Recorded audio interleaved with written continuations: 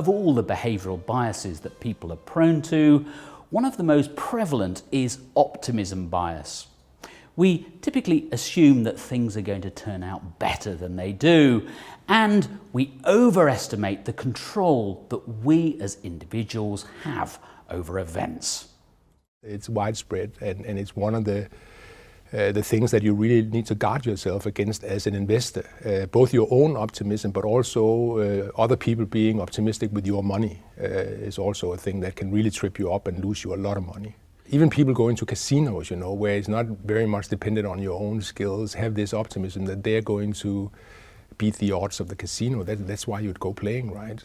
And of course it comes out not to be true. Same in the financial markets. So that's just something we have, and it's actually the hardest thing to learn is not to be optimistic. It's really difficult. It takes actually a lot of time and a lot of experience, and there are very few investors out there who have this cool realism that will make you successful as an investor. Overcoming optimism bias is not easy, but, says Bent Flubier, there are two important things we can do to minimise its negative impact. The first thing is to realize that you do have it. You have optimism bias, so we are all biased. So the first thing is to realize I'm biased, and then take it from there.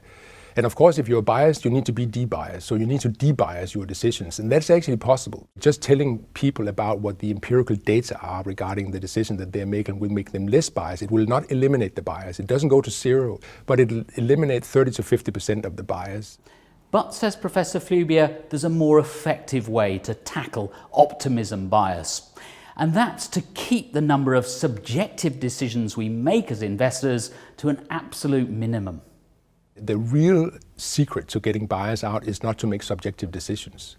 You basically want to make decisions that are more or less automatic. So instead of trying to time the market, you'll say, like, if you are investing, and say, I'm going to invest every 3 months on a specific date. I'm going to invest whatever I have at that moment. I'm investing.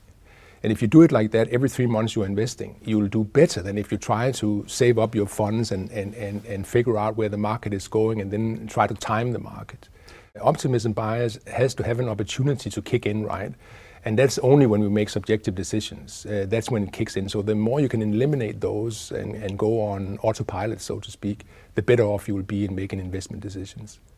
Professor Flubier is also, incidentally, a strong advocate of indexing. Using passive funds, he says, limits the danger of being tripped up by optimism bias, either your own or other people's.